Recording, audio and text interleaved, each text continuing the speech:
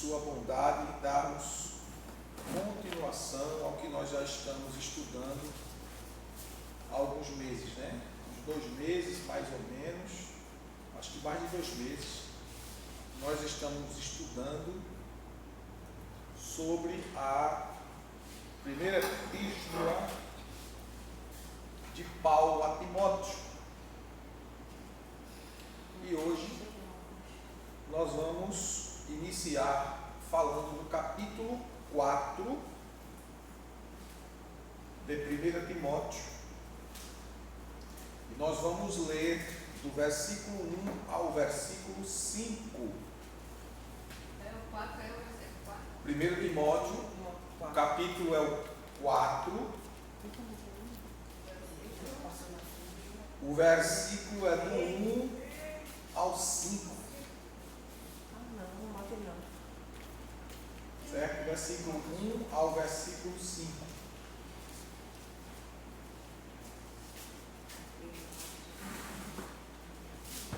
Diz a palavra de Deus: o Espírito Santo afirma expressamente que nos últimos tempos alguns se desviarão da fé e darão ouvidos a espíritos enganadores e a doutrina de demônios, sob a influência da hipocrisia de pessoas mentirosas que têm a consciência cauterizada.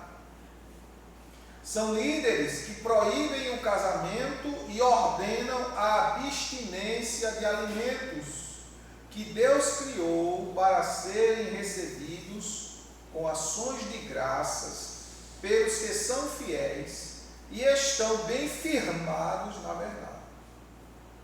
Pois tudo que Deus criou é bom, e nada deve ser rejeitado se puder ser recebido com ações de graças.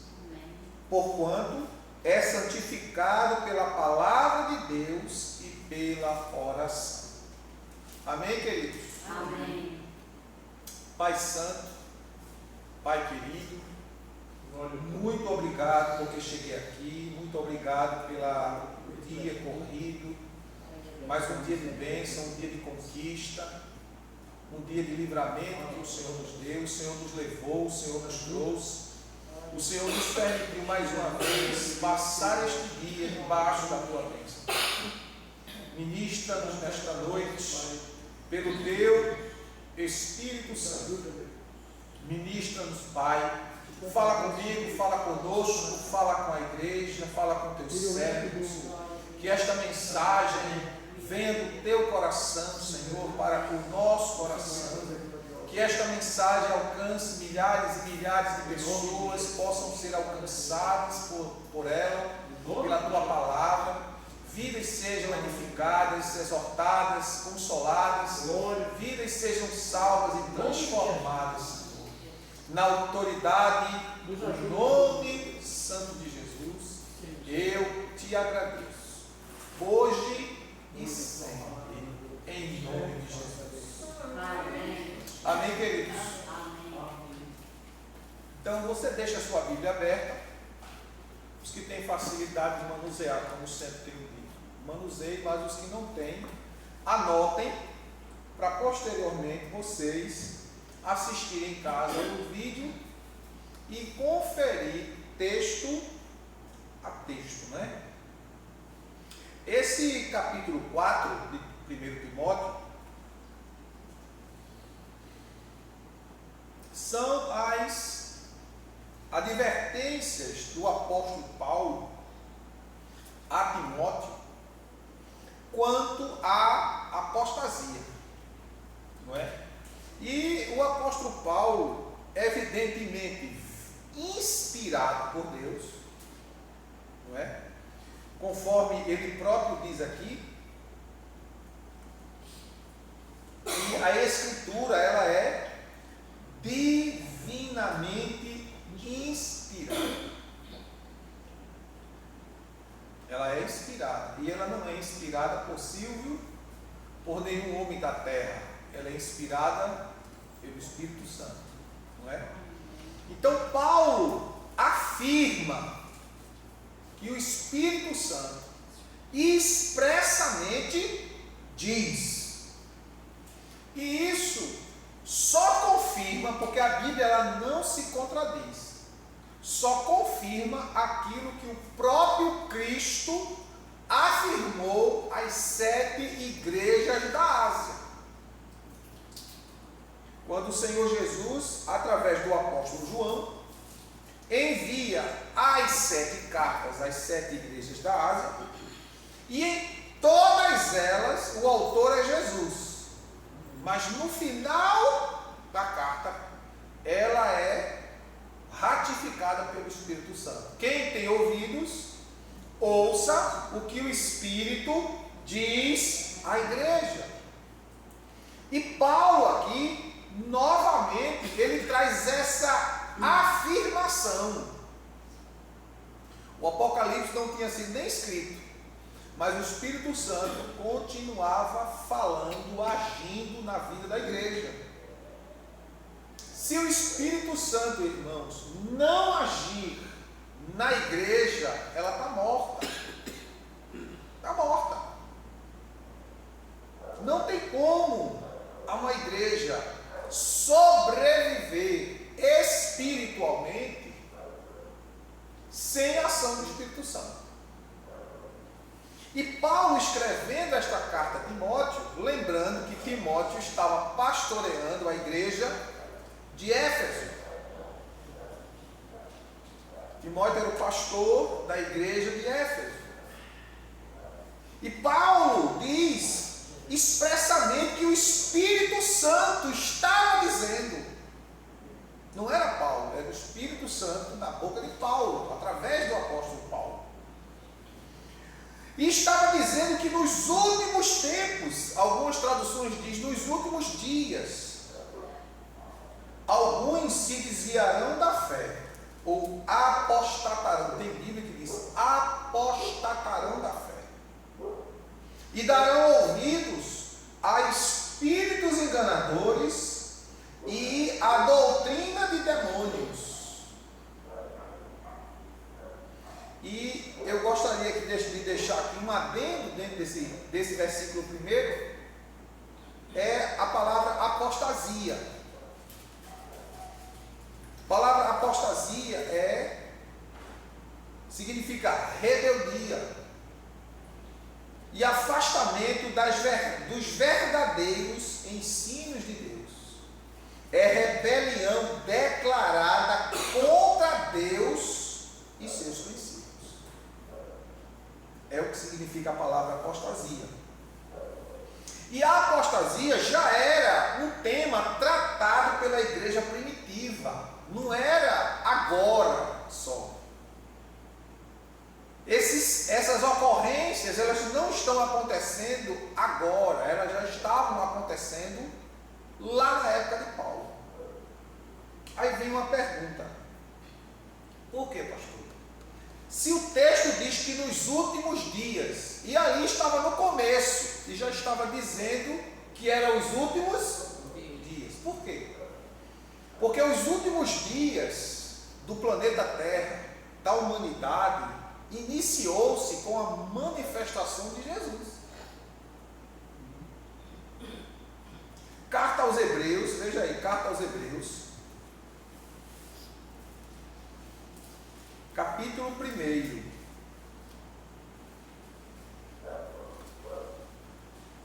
verso 1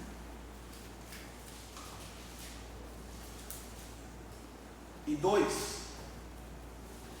Havendo Deus antigamente falado em várias ocasiões e de muitas formas aos nossos pais por intermédio dos profetas, veja o que é que o escritor diz: nestes últimos dias nos falou mediante seu Filho, a quem constituiu herdeiro de tudo que existe e por meio de quem criou o universo.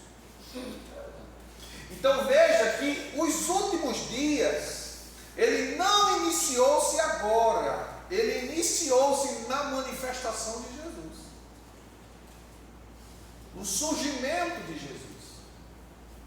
Paulo ainda reforça isso no capítulo 4 e verso 4 da carta aos Gálatas. Vindo Jesus na plenitude dos tempos, ou seja, no tempo certo, no tempo exato de Deus, Jesus se manifestou e a manifestação de Cristo abriu a contagem regressiva para o Armagedon, para o fim do mundo. Vocês estão entendendo? Sim ou não? Então, a manifestação de Jesus abre a contagem regressiva para os últimos dias. Então, os últimos dias não é esse exatamente, é aquele que começou na manifestação de Jesus. Esses a Bíblia chama de dias terríveis, dias de trevas, dias de escuridão, de densas trevas, que nós estamos vendo dentro da nossa sociedade atual. E quando o Espírito Santo afirma que nestes últimos dias ou tempos, muitos apostatarão da fé, abandonarão a fé verdadeira por uma fé falsa. Está acontecendo, né? Exatamente. Baseado em quê? Presta bem atenção. A apostasia já era um tema tratado pela igreja primitiva. Todo o período compreendido entre a primeira vinda de Jesus Cristo e a sua volta gloriosa é chamado de a era da igreja ou últimos dias, anunciado pelos profetas do Antigo e Novo Testamento, inclusive pelo próprio Jesus Cristo. Mateus 24 e versículo 4. Então, os profetas profetizaram sobre os últimos dias, fazendo menção de Jesus. 18 e 15 do livro de Deuteronômio, Moisés era usado por Deus e disse: o Senhor teu Deus suscitará do meio de vós um profeta semelhante a mim, e a ele vocês devem ouvir. Ele estava falando de Jesus, apontando para Jesus. E Jesus veio, manifestou-se, como disse o evangelista João, e vimos a sua glória como a glória do unigênito do Pai, cheio de graça, cheio de formosura. E a manifestação de Jesus trouxe uma realidade espiritual ao mundo. Só que o mundo, irmãos, quando eu digo mundo, eu não estou excluindo a igreja, porque a igreja está dentro do mundo, mesmo ela não sendo do mundo. Estamos no mundo, mas nós não somos do mundo. Então a igreja de Cristo está incluída dentro desse contexto. E por ela estar incluída dentro desse contexto do fim do mundo, dos sinais do fim do mundo, ela é um dos alvos principais de Satanás. Por quê? Deus, por meio de Abraão, formou uma nação que o adorasse e o glorificasse. E por meio desta nação, Deus iria trazer salvação a todos os gentios, incluindo a nós. Mas esta nação, este povo que é o povo de Deus, Israel, rejeitou essa salvação. Capítulo 1, verso 11 do livro de João, no Evangelho de João: veio para o que era seu, mas os seus não receberam. Deus, por meio de Abraão, estabeleceu uma promessa: de criar uma nação, um povo, que honrasse o seu nome. E que por meio deste povo, os demais povos fossem evangelizados, conhecessem a Deus. Mas esse povo rejeitou. Esse povo desprezou a manifestação do Cristo de Deus. E dentro desse contexto, a manifestação de Jesus era justamente não só para restaurar Israel, mas era para que através de Israel o mundo inteiro fosse restaurado. E essa porta que Israel fechou, abriu-se para nós, os gentios. E agora, por meio da igreja, como diz Paulo, escrevendo à igreja de Éfeso, da qual Timóteo também participou desta carta. No capítulo 3, versículo 10, Paulo disse: mas agora, pela igreja, a multiforme sabedoria de Deus é ensinada, é pregada, é falada, é anunciada até aos anjos, por meio da igreja. Quem é a igreja aqui? Nós.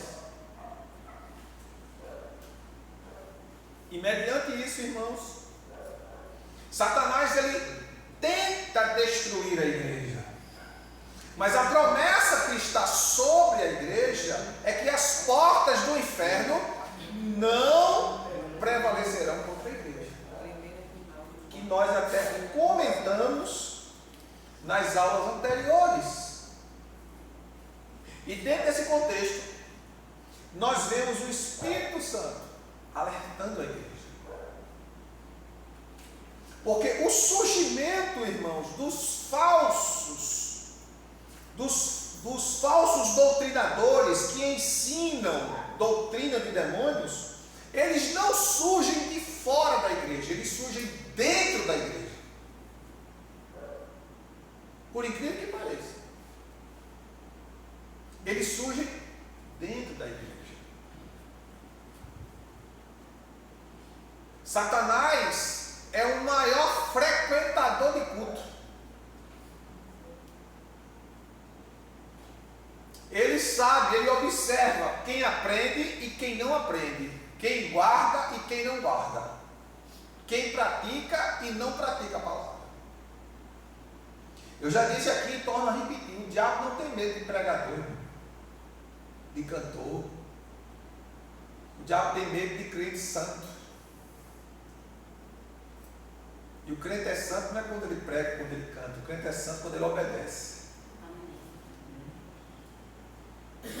Santifica-os na verdade.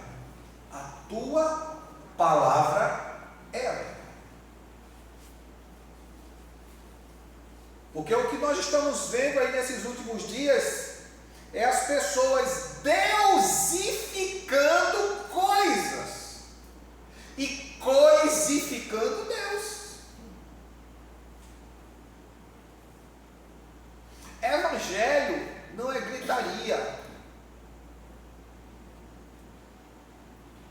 Por isso que o profeta Isaías diz que na manifestação de Jesus, uma das características é: e ele não gritará. Ou seja, não vai fazer estardalhaço para chamar a atenção de ninguém. Ele vai ser aquele mensageiro que é objetivo na mensagem, que aplica a mensagem de forma certa e que vive, a ponto de ele dizer: de que pecado vocês me acusam? Conseguiram acusar Jesus de algum pecado? Não. Me mostre qual é o meu pecado. E ninguém não pôde dizer nada. Nada. Porque ele não apenas falava, ele praticava. E ele disse: vós sereis meus discípulos, se fizerdes o que eu vos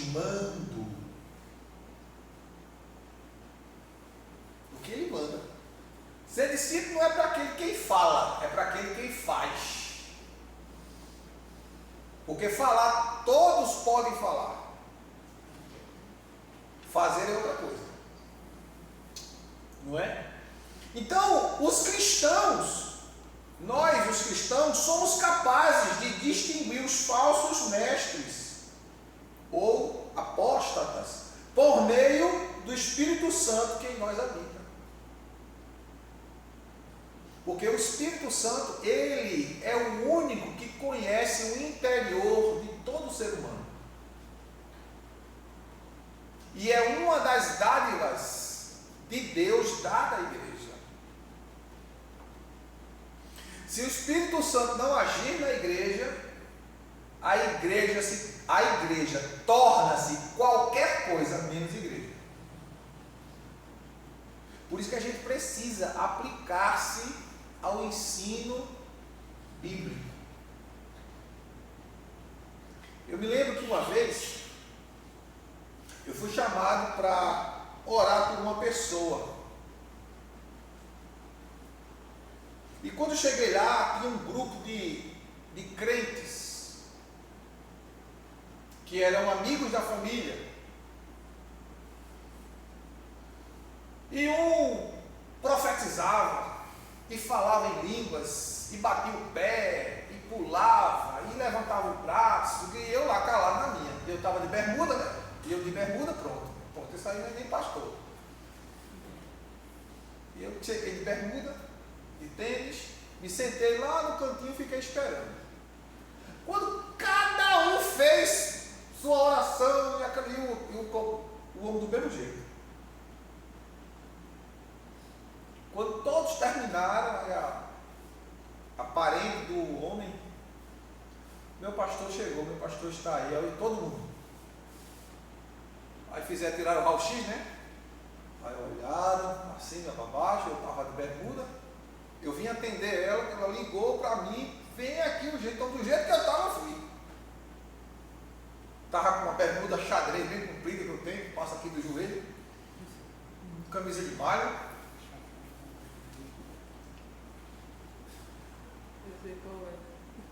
Uma bem bonita que vocês sabem, né? Toda manchada. E eu cheguei lá. Se meu pastor chegou, eu gostaria de aqui os irmãos, meus amigos e tal, tudo bem.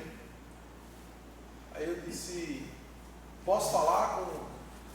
Pode. Eu disse, seu fulano, o senhor está me ouvindo? Eu disse, estou.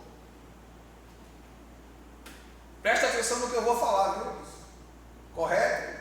Sim, senhor. E eu fui curto, grosso e objetivo, como diz o Matuto. O senhor sabe que Jesus é o caminho, a verdade e a vida? Sei. O senhor acredita nisso? Creio. O senhor crê que, conhecendo a verdade liberta? Eu disse, creio. O senhor acredita que Jesus é a única verdade absoluta de Deus revelada aos homens? Creio. O senhor crê que Jesus cura? Creio. Fui lá, botei a mão na cabeça dele, orei, ele ficou endemoniado, expulsei o demônio e ele ficou curado na hora. Glória a Deus. Aí me levantei, e aí, como é que o senhor está? Estou sentindo bem. Aí eu mandei a filha dele olhar para ele, e todos ficaram assustados, porque ele estava com o rosto inchado, os lábios estavam tão inchados, irmão, que viraram assim, ó. Ficou pendurado os lábios. Na hora, desinchou tudo e voltou tudo para o lugar. Glória a Deus. Até eu fiquei incrédulo. E está vendo? Foi uma obra tão linda que Deus fez. Depois que eu se eu creio, pronto. Orei e fui-me embora.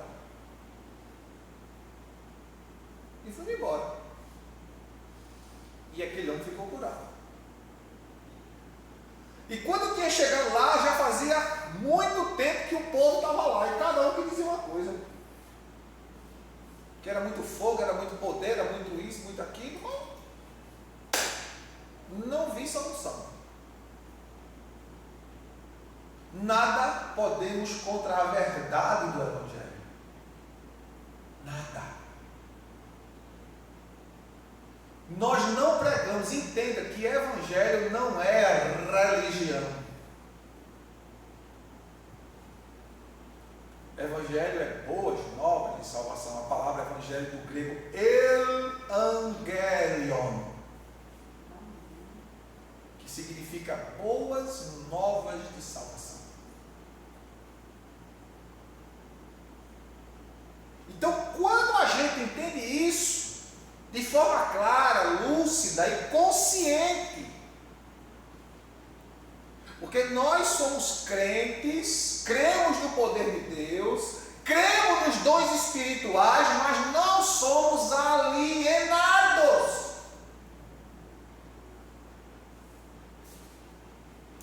Tudo que a gente vai fazer, seja em que for, processo de cura, de libertação, de intercessão, de oração, tem que ser feito com base na palavra, debaixo da direção do Espírito Santo. Senão não funciona não. Porque não é a minha força, não é a tua força, é a unção de Deus que quebra o jugo, que quebra corta o arco, quebra a lança e põe o carro no fogo. Glória a Deus. É a unção, é uma manifestação do poder de Deus. E nós precisamos entender que o Espírito Santo é Ele que habilita, capacita a igreja para que ela exerça essa autoridade. E essa autoridade só pode ser exercida debaixo da unção de Deus, do Espírito Santo, baseado na palavra. Conhecereis a verdade, e a verdade vos libertará. Então é por meio do Espírito Santo que em nós habita que nós conseguimos identificar aonde está o erro, aonde está a apostasia, aonde está a mentira, aonde está o engano. A apostasia tem 3 características principais e visíveis. Surge a partir de espíritos enganadores, é alimentada por ensinos demoníacos e alguns de seus mais importantes agentes são, infelizmente, os que estão dentro da própria comunidade eclesiástica. Porque ele não diz assim, dentro da própria igreja. Porque normalmente as heresias surgem dos ensinadores, daqueles que pregam, que ensinam. Como nós temos hereges de níveis muito altos no Brasil, como René Kivitz, o Luiz, Caio Fábio de Araújo, não é? Que já foi um pastor muito respeitado, muito requisitado, mas hoje é uma vergonha para o Evangelho. E tantos outros, como Rick Warren, que escreveu um livro que foi best-seller no mundo todo, Uma Vida com Propósitos, mas que hoje se descobriu realmente quais são os verdadeiros propósitos desse homem, que foi um dos que, por meio dos livros que ele indicou que Paulo Júnior, que agora está afastado da igreja, Aliança do Calvário, uma igreja chamada Tove, um livro que ele começou a ler, que tem dentro desse livro, os autores são todos de ideologia esquerdista, que ele começou a absorver aquilo ali e terminou caindo em desgraça ministerial.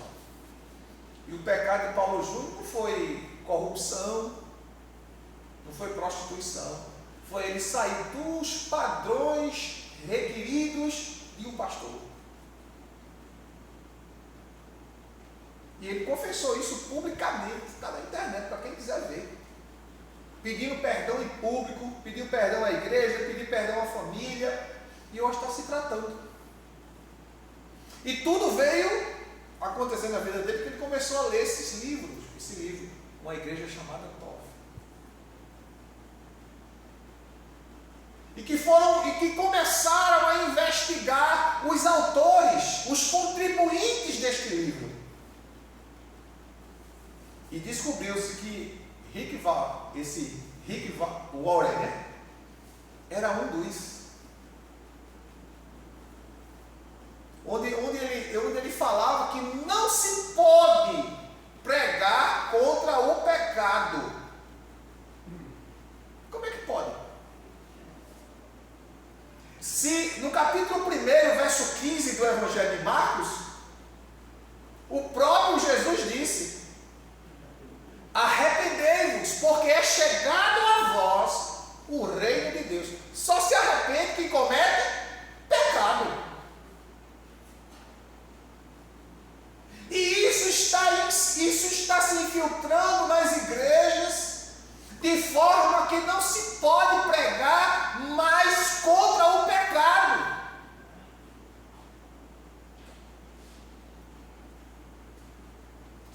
Se pregar, eu já fui em igreja que fui convidado para pregar isso aqui. Pastor, aqui não pode falar sobre isso. Bem, irmão, eu preparei, o que o Espírito Santo der, eu vou falar. Eu sei que nunca mais me chamaram.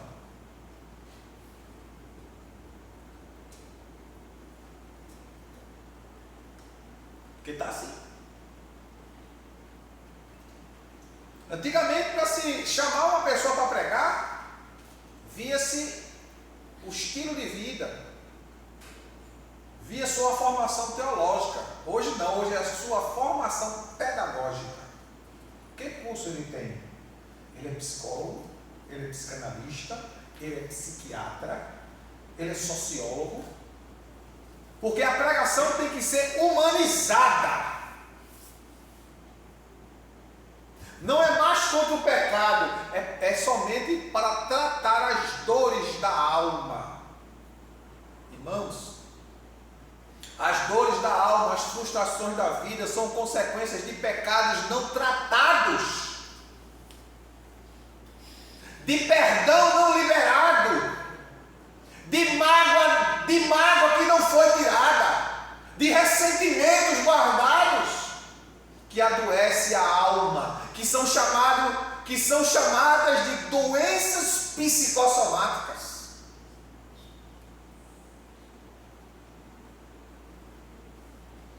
E a gente está vendo aí a debandada de gente que não conheceu a Cristo de fato, que vivia na igreja por emoção, por amizade, por influência, mas não por conversão. É muito bom a gente influenciar os outros a vir à igreja, mas é muito eficiente você influenciar os outros a se tornar igreja, se tornar discípulo, seguidor de Jesus. Não de uma placa denominacional, porque as pessoas estão acostumadas a seguir placas de que igreja tu é. Tu congrega onde? Claro que isso muitas vezes torna-se necessário para você entender aonde ele está, como está, se realmente congrega, se está sendo acompanhado e tal. Jesus está muito perto de voltar, irmãos. Amém. E olha o reflexo aí da volta de Jesus. Quando o Filho do Homem voltar, porventura achará fé na terra? Você vê a espiritualidade de uma igreja não é pelo culto de domingo, não. Você vê o nível de espiritualidade da igreja pelo culto de doutrina, pelo círculo de oração, pela escola dominical. Você vê a temperatura espiritual da igreja é nesses cultos. Porque culto de domingo é domingo, eu vou para a igreja. Não quero ficar em casa. Já é uma tradição, domingo de noite está na igreja. A espiritualidade, o termômetro de uma igreja espiritual, você vê pela dedicação que ela terá em aprender a palavra, em estar em oração.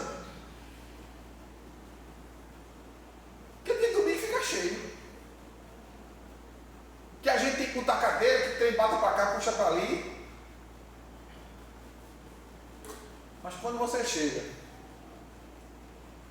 no culto de doutrina, no círculo de oração, na escola dominical, cadê o povo? A gente sabe que tem pessoas que trabalham à noite, amém. Tem gente que está doente, amém. Mas os que não estão doentes, os que não estão trabalhando, onde estão? Onde estão? Por isso que a Bíblia diz: examine-se, pois, o homem a si mesmo. E a gente precisa fazer isso. E os piores hereges, a gente viu isso numa aula passada, Emineu e Fileto, e Alexandre o Ladroeiro, que abandonaram Paulo e seguiram seus pensamentos, sua forma de ver, sua forma de absorver a palavra, porque tem pessoas que você está falando o que está escrito, a mente dele, em vez de ficar aqui ouvindo o que está escrito, a mente dele começa a viajar. Sai daqui, o corpo está aqui, mas a mente dele está longe. E é necessário que a gente esteja atento ao que o Espírito Santo diz à igreja. No capítulo 6 do mesmo livro de Timóteo, no verso 3 ao verso 5. Capítulo 6, verso 3 ao 5, diz assim: se alguém ensina falsas doutrinas e não concorda com a sã doutrina de nosso Senhor Jesus Cristo e com a teologia que é segundo a piedade, é arrogante e nada sabe.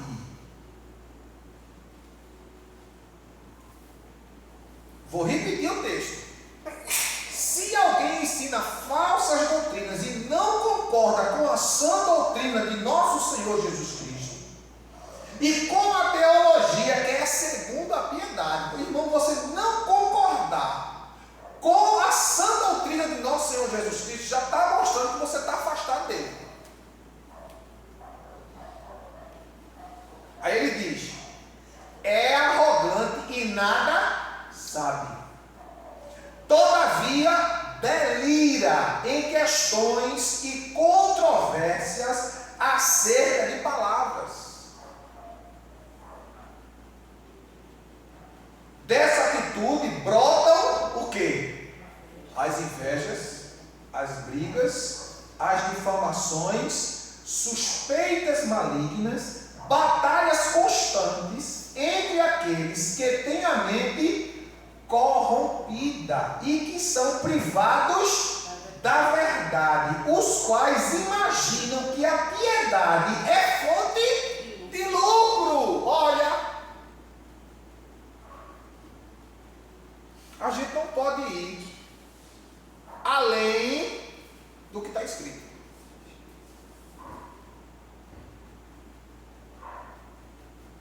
Veja aí Deuteronômio 29,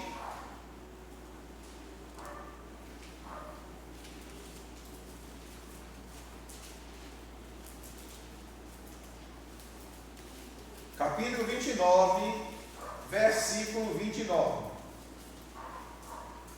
As coisas encobertas pertencem ao Senhor nosso Deus, porém as reveladas nos pertencem a nós, a nossos filhos para sempre, para que cumpramos todas as palavras desta lei.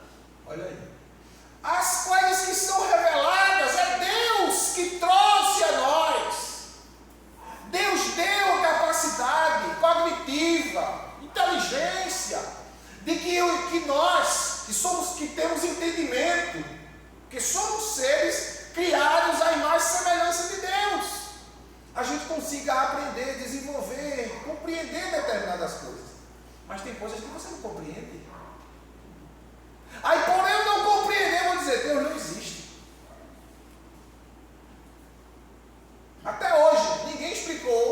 construção das pirâmides do Egito?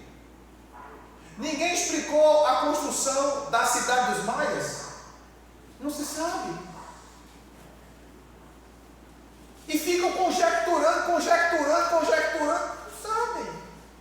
Isso não foi uma coisa agora, são coisas de séculos atrás. A tecnologia, o que eles descobriram. Sem as máquinas tecnológicas que nós temos hoje, eles já saíram e descobriram.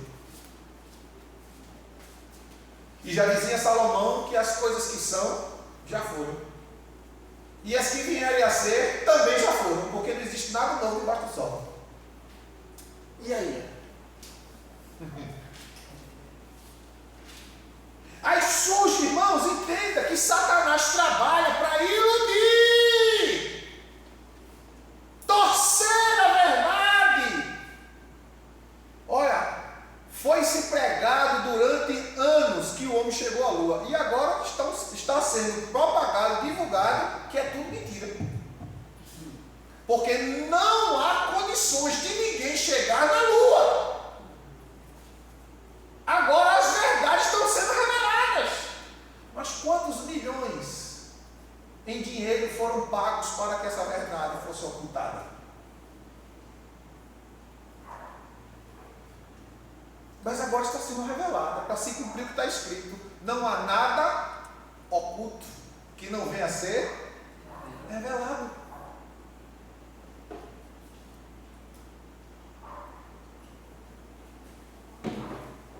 E os homens querendo negar a existência de Deus, negar a realidade de Deus. Nós lemos aqui em Deuteronômio 29, 29, né? Que as coisas reveladas são para nós os homens, porém as não reveladas pertencem ao Senhor nosso Deus. Paulo escrevendo aos Romanos, capítulo 15, verso 4. Romanos 15, verso 4, o apóstolo Paulo usa essa expressão. Veja o que ele diz. Porquanto tudo que foi escrito no passado foi escrito para nos ensinar, de forma que, por meio da perseverança e do bom ânimo proveniente das Escrituras, mantenhamos firme a nossa esperança.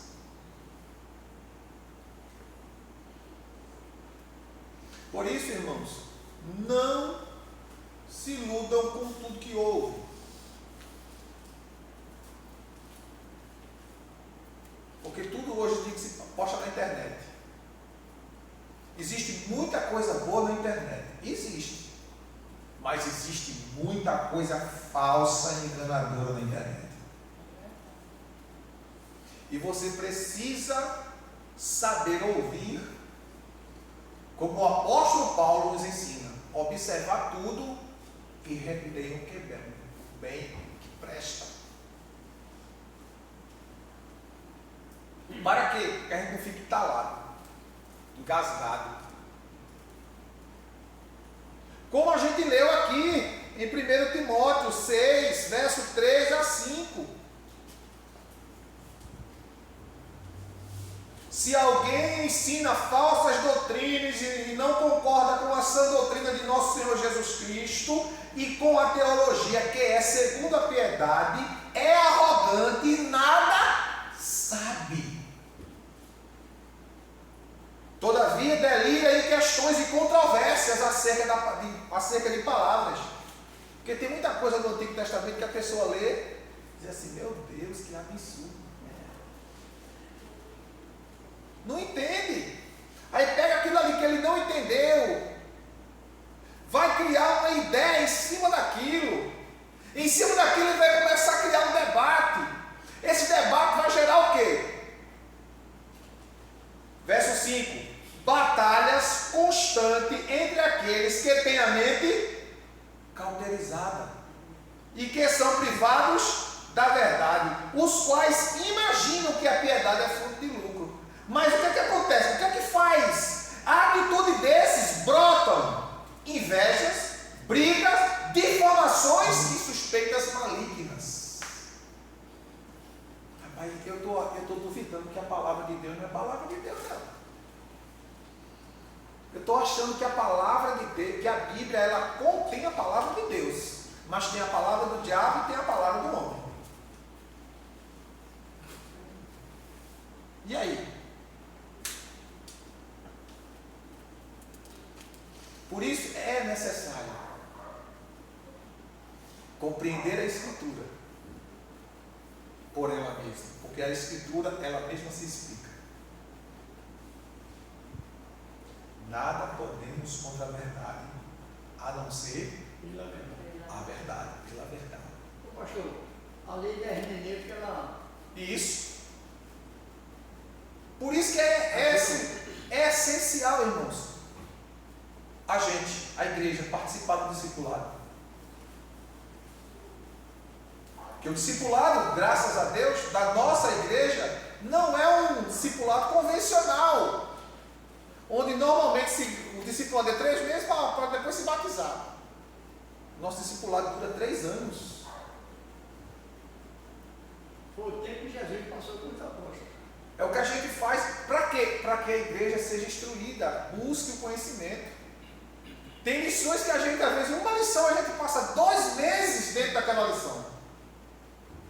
2 páginas da lição, ou não é? Mastigando, respondendo, tirando dúvidas, porque é necessário.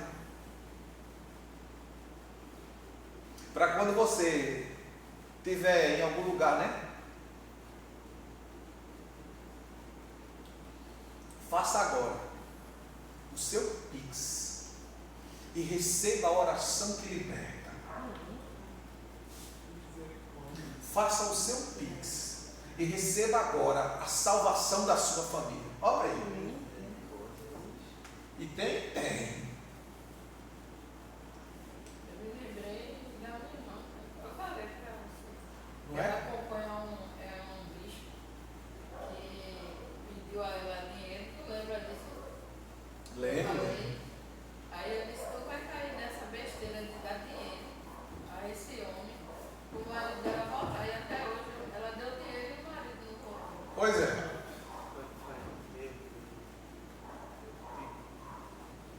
E o interessante, irmãos, é que dentro desse contexto, daqueles que querem se tornar mestres, para dizer que sabem mais,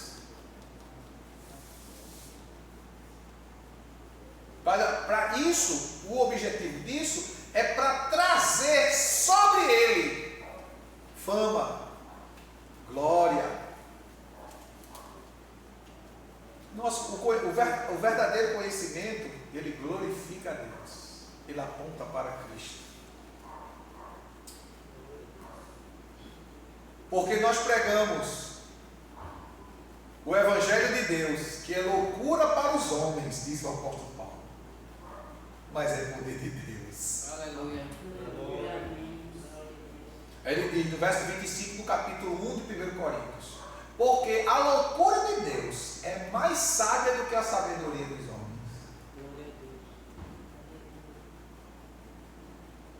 Então a gente precisa estar atento.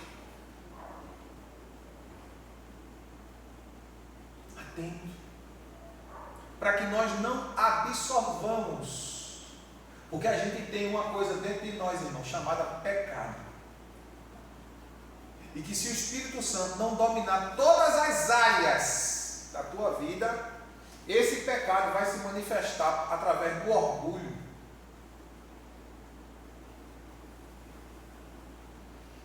Vou contar aqui para vocês uma história que aconteceu comigo.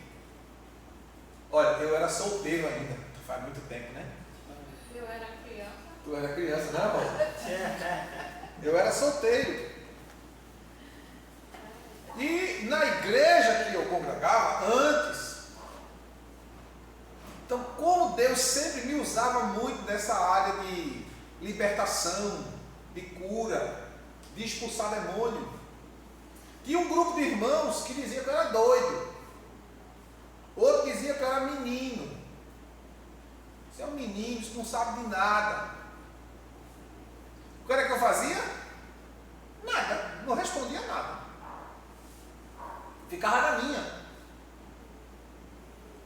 E quando foi um dia, eu estava aqui em Casa Amarela, eu tinha uma namorada aqui em Casa Amarela.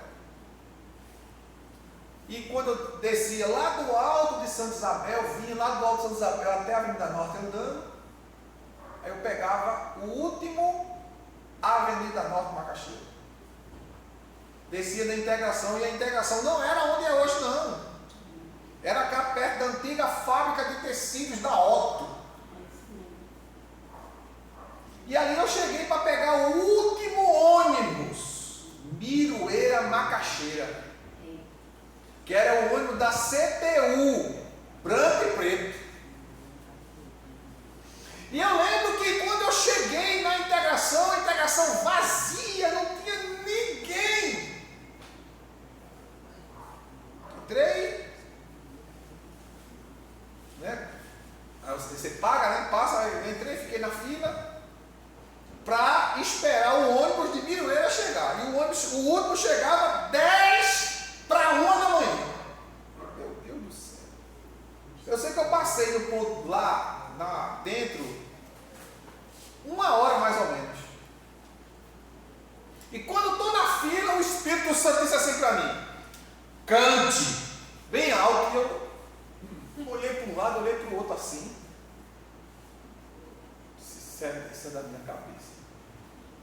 Daqui a pouco de novo: cante bem alto. Tá certo, Jesus. Abri meu caderno, que eu andava, aquele caderno que vocês já viram por aqui.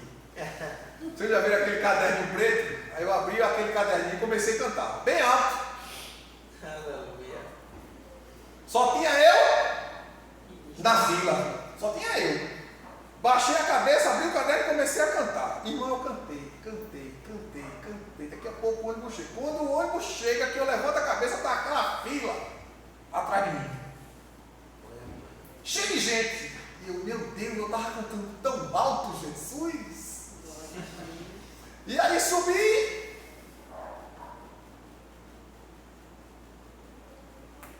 Irmãos, o ônibus pegou a BR ali, a BR-101, voando.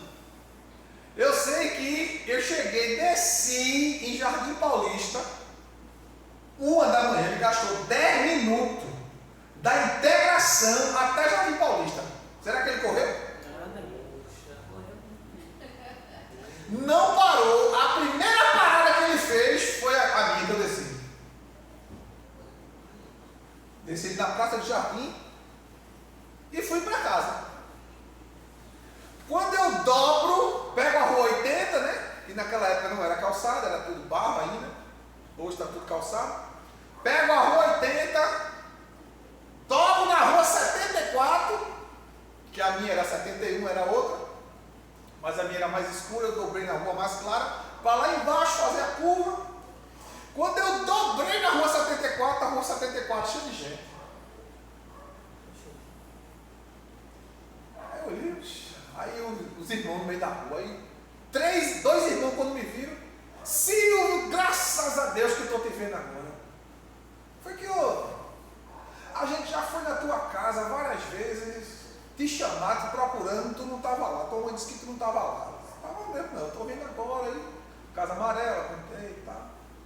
Mas não disse a eles que Deus tinha mandado eu cantar. Disse, o que foi que houve? Disse, desde 6 horas da tarde que a gente está com uma menina endemoniada aí dentro da casa. E o demônio não sai. Eu disse, foi que houve? Olha, veio eu não vou dizer o nome, né? Veio o irmão fulano, veio o irmão ciclano, e nada. Justamente os irmãos diziam que eu era doido. Os irmãos diziam que eu era aluado, menino, abestalhado, que não sabia de nada. Mas eu nunca disse nada. Eu disse, onde está menino? gente entrou, a avó, a mãe, as tias, tudo chorando. A menina estendida no chão. Ela morreu não. Morreu não. Pô, fica calma.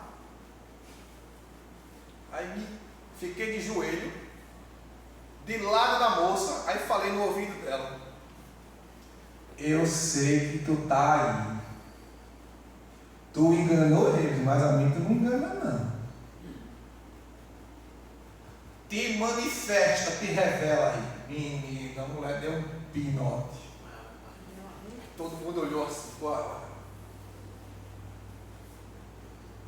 Se você vai sair dela agora e nunca mais você vai voltar.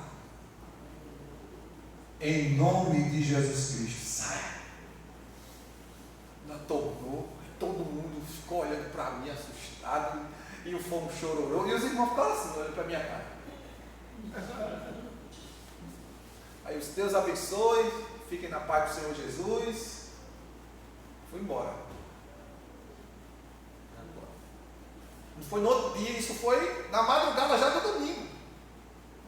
Eu saltei a 1h, quando isso veio terminar era quase 2. Fui embora para casa. Quando no outro dia, a moça chegou na minha porta, batendo palma, saí e irmão, eu vim lhe agradecer. Pelo quê? Pelo que o senhor fez. E eu fiz o quê? Eu não fiz nada, irmão. Tudo quem fez foi Deus. Aleluia. Glória a Deus. Aí eu fui e preguei para ela. Agora, se você não aceitar Jesus, a casa vazia, ele vai voltar e vai trazer mais 7. Você precisa entregar sua vida a Jesus e ele disse: eu quero. Glória a Deus. Glória a Deus. Se converteu. Se converteu ela. O noivo se converteu. Se casaram. E graças a Deus até hoje estão bem. Glória a Deus. Glória a Deus. E aí depois eles vieram me perguntar. Os irmãos, os que disseram que eu era doido. Você, como é esse negócio? A gente passou o dia todo e não conseguiu. Tu não passasse 10 minutos. Aí eu disse: é porque eu sou doido. Jesus. O pai dizia que os crentes que não era chamado de doido não era crente. Louvado seja o nome de Jesus. E assim, Deus glorificou o nome dele. Amém. Amém. Glória a Deus.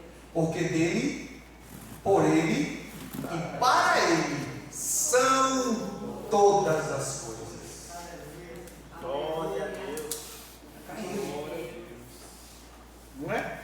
Então a gente vê aqui as pessoas querendo brigar por palavras que às vezes estão desencontradas.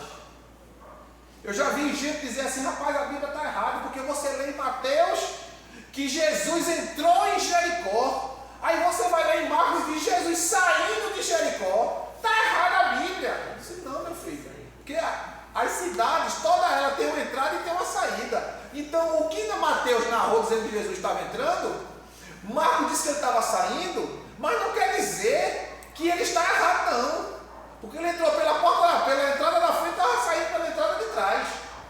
Mas os dois estão certos.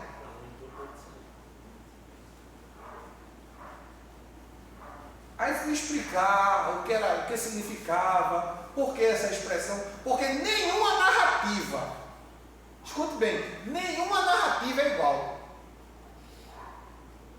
Nenhuma. Você pode passar a mesma história para todos os que estão aqui. Depois cada um vai contar a mesma história que foi passada para todos. Cada um vai contar e nenhum vai contar igual. Vai contar diferente. Mas a história é mentira? Não. Eles vão colocar, a última palavra ele vai colocar no começo ele vai colocar no meio. Mas a história vai ser verdade. Só mudou onde as palavras foram colocadas. Exato, era esse exemplo que eu ia citar. Quando em 2014 foi quando eu me batizei, em 2016 não foi?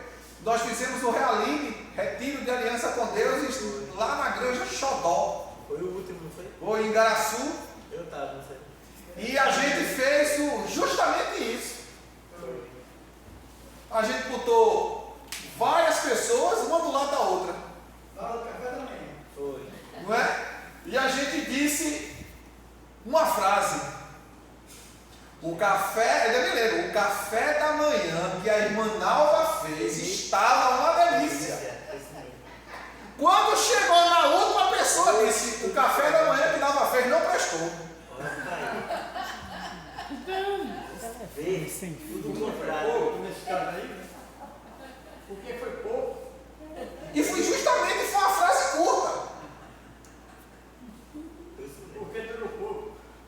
Vocês estão entendendo? Sim. Então, às vezes, irmãos, na Bíblia você vai encontrar Mateus começando pela genealogia, e você não vai ver nenhum outro evangelho falar da genealogia de Jesus. Pastor, não é por isso que os evangelhos eles são sinóticos? Justamente, Isso é assim mesmo. não é? Por isso que os primeiros evangelhos, no caso Mateus, Marcos e Lucas, são sinóticos.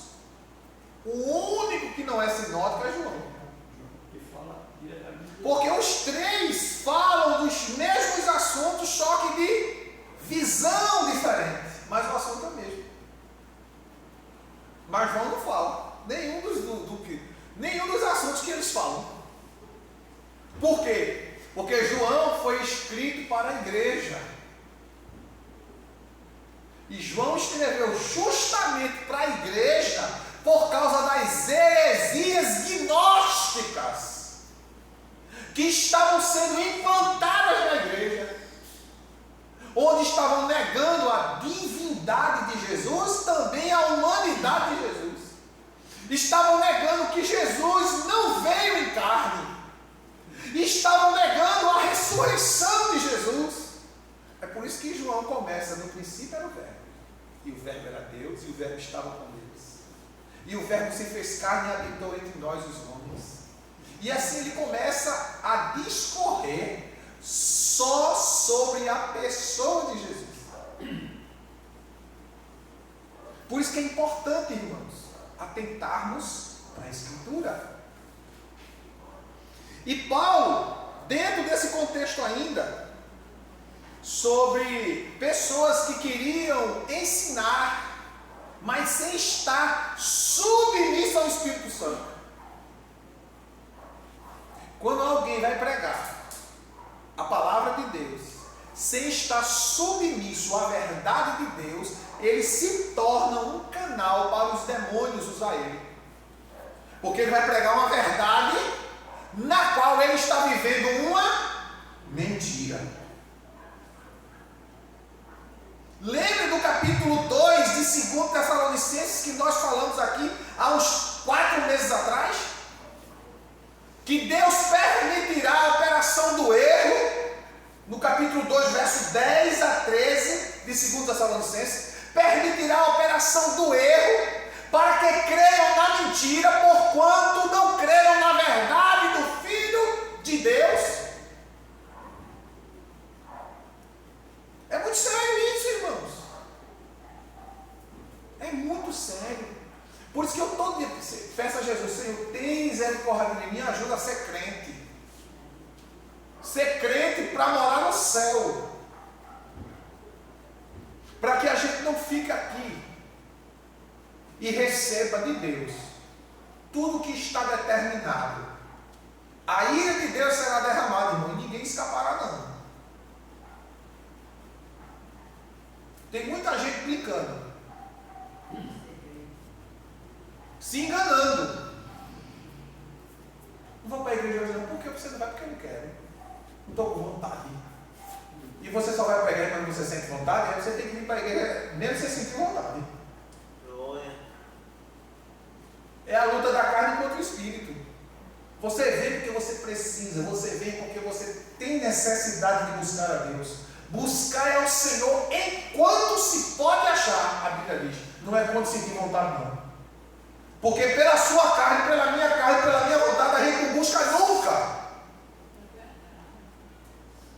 Porque dá preguiça, dá cansaço, dá sono, dá enfado, dá vontade. Você vai ler a Bíblia, dá sono, dá agonia. Mas se você ligar a televisão, o sono passa. Na hora. Sai logo. Mas se for ler a Bíblia, começa logo a muquecar. E cochila, pesca e o olho fica pesado. Mas se assistir televisão, ficar com o celular na mão, não dá. É a luta para vencer. Por isso que a Bíblia diz, irmãos, aquele que perseverar até o fim, é até o fim. Ser fiel até a morte. Dar-te-ei a coroa da vida. O inimigo trabalha para parar você, para distanciar você. Mas o Espírito Santo nessa noite me alertou, te alertou, nos alertou. Acorde. Cuidado. Vigie. Cuidado com aquilo que você ouve. Nem tudo que reluz é ouro, nem tudo que se prega, irmãos, nem tudo que se fala na internet com o nome de crente, quer dizer que é crente de verdade, não.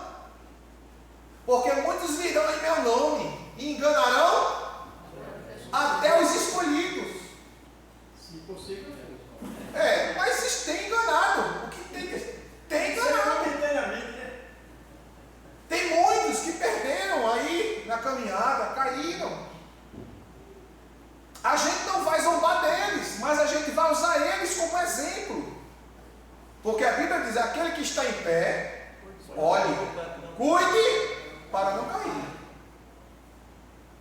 E a gente não deve se alegrar com a desgraça dos outros, mas orar por eles, pedir a Deus misericórdia. Porque perto está o Senhor daqueles que o buscam. Amém? Amém. Se Deus permitir, em nome de Jesus, nós, na próxima terça-feira, continuaremos esse assunto dentro do capítulo 4 da primeira carta de Paulo a Timóteo. Nós ficamos no versículo 1, não é? Mas adentraremos aos demais assuntos e faremos o comentário